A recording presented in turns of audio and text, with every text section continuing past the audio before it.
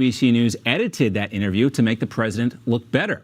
Joining us now to talk more about this, Turning Point USA contributor, lawyer, and Republican strategist Erin Elmore. Also with us, attorney Madison Gesiato-Gilbert. She's co-chair of Women for Trump and a former Trump campaign advisory board member. Ladies, great to have you with us.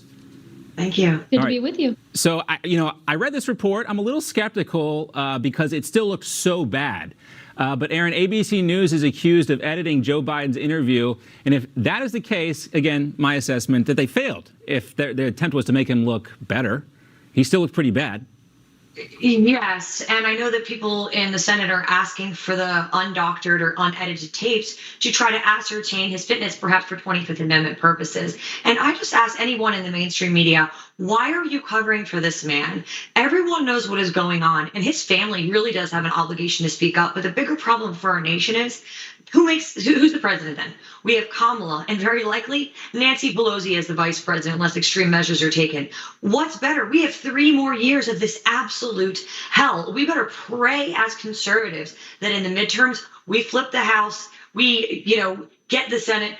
We really have a lot to do as a nation here if we want to see any improvement. And I've always said that the mothers and fathers out there, the average Joe, they're going to be the one that saves America, because parents right now are absolutely fed up. They don't feel safe. Their kids are wearing masks. They're not going to school at all. People have had enough.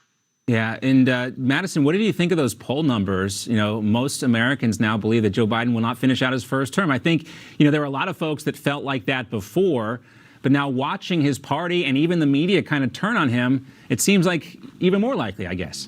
Ever since the election, they went from, criticizing Donald Trump every which way to praising Joe Biden when the American public knew things weren't going well. And I think that's also why you see them going, piling on Joe Biden here.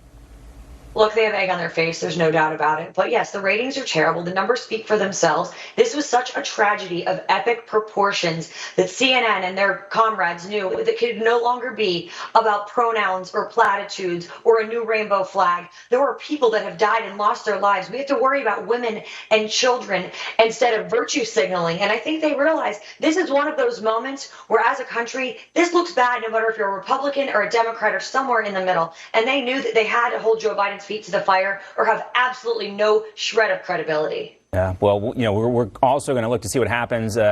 Democrats even now promising to hold hearings on this. Not a good look. They wanted to focus on infrastructure. They wanted to focus on the John Lewis Voting Rights Act. They wanted to focus on investigating 1/6. This is taking priority. Ladies, thank you so much.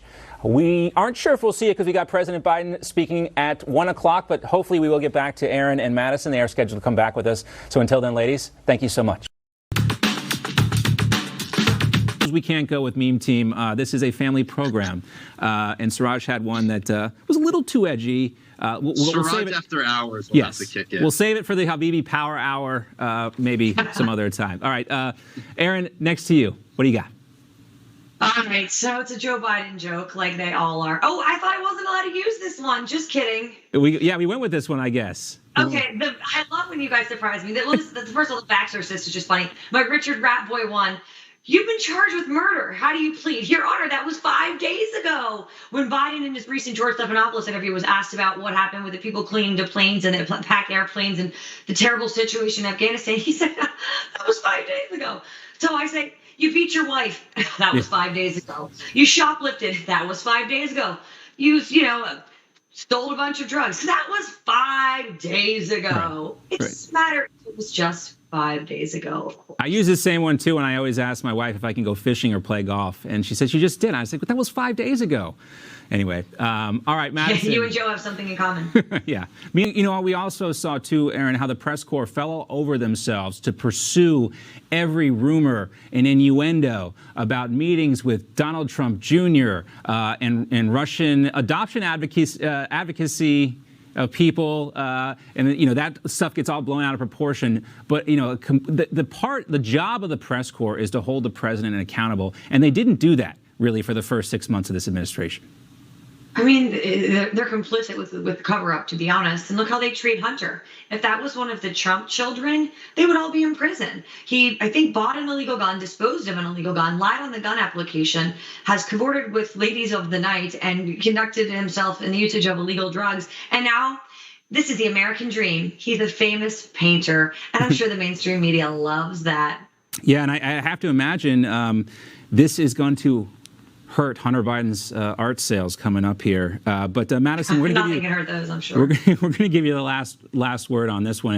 And if President Biden does not take questions from the press corps today, if he pulls the same stunt he pulled earlier this week and just walks away, what is that going to say to you? For hanging out with us. I didn't know if we were going to get to do Meme Team today. We still are waiting for President Biden. He's now about 40 minutes late. Siraj, great to see you. Also, thank you for sharing your story earlier, Siraj, about your escape from Pakistan after 9/11. Erin, great to see you. And Madison, always a pleasure with you as well. We'll do it all again very soon, guys.